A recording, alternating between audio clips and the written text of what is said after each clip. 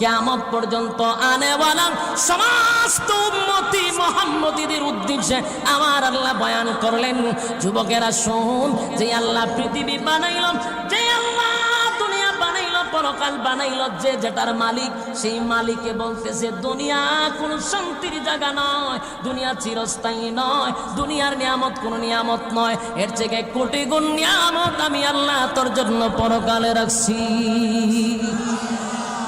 দুনিয়ার যত বড় বাদশাহী হন, কিন্তু এটা ক্ষণস্থায়ী, কথা হয় না। আর রব্বে কারীম বলে, বান্দা শুন, কোন রকম একটা জান্নাতি যদি জান্নাতে যায় রে, আমি আল্লাহ তার একটা রাজত্ব দিব।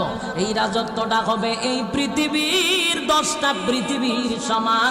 জুরে কোন সুবহান।